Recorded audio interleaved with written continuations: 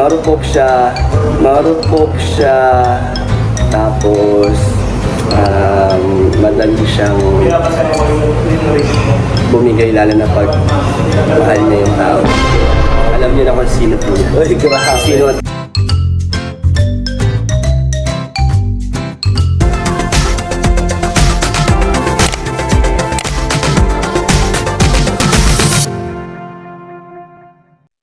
Totoo ba ang balita? Ating alamin.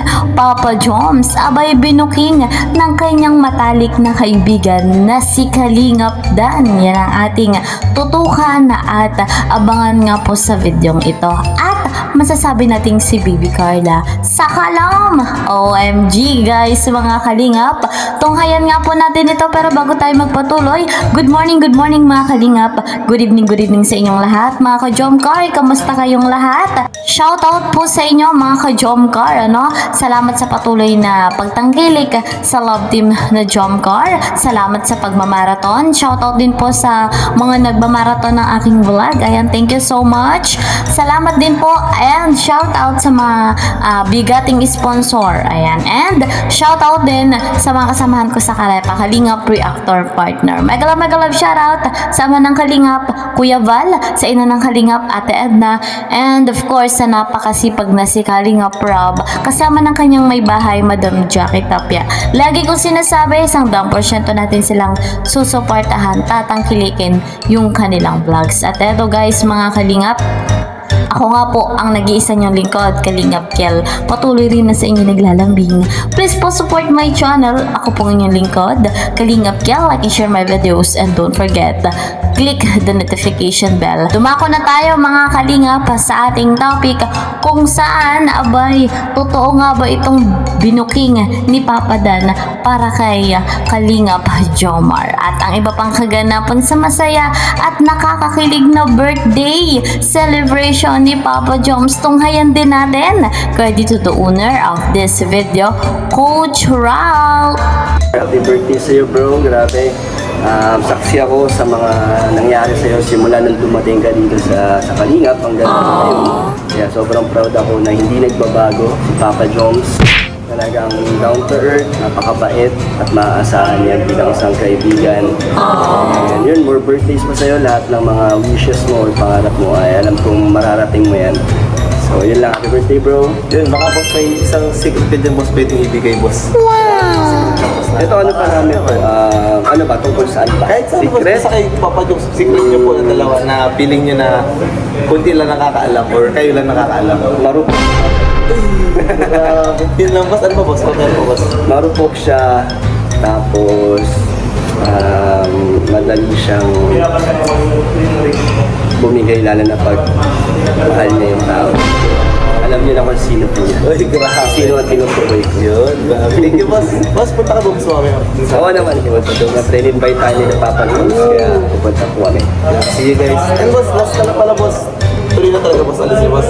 Mukha ko chill. Hindi nakakalungkot. Pero alam mo, magkikita-kita ka rin. Nalulungkot kami boss. Alam mo boss, ako nag-usap kami nila JJ, nila Beshi. Akala talaga namin, hindi gusto namin sana prank lang. Kaso, akala boss, nalulungkot kami boss, lalo kami boss nila, nila Tuzar, nila Jomar. Ayaw yung paangat. Yes, kalit mo muna nga po sa kanto, ano prank ba ito boss? Pero nung tuloy na talaga boss, nagpapalo ko yung sabi na, wala, yun na talaga siguro. Ano di boss? Yung beginning niyo boss. Yung beginning, kaya ano yan, basta babalik at babalik din tayo. Yun, thank you so much bro.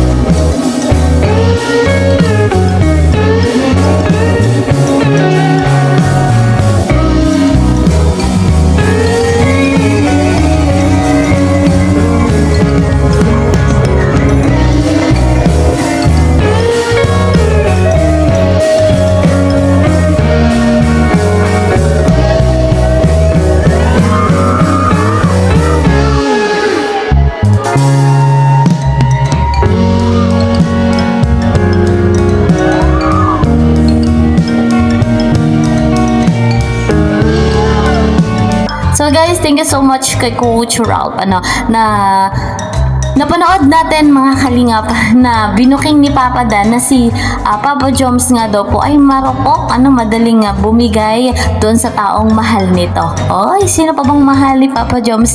Di si Carla. Talagang masasabi nating Carla Sakalang. Wow naman, napakaganda ng chemistry ni Kalingap Jomar at ni Carla. Patuloy pa na naghahatid sa atin ng saya, ng kilig, at sa tuwing sila'y magkakatabi, pansin-pansin natin talagang ang ganda ng kanilang samahan. Napaka-solid kahit maraming basher, kahit maraming naninira sa dalawang ito. Kitang-kita natin yung pagiging strong ni Papa Joms at ni Carla ng Jomgar. Wow naman, kahanga-hanga, nakaka-proud yung love team na ito. Alam naman natin na kahit dumaan pa ang napakaraming pagsubok, nananatili nga po na matatag ang dalawang ito.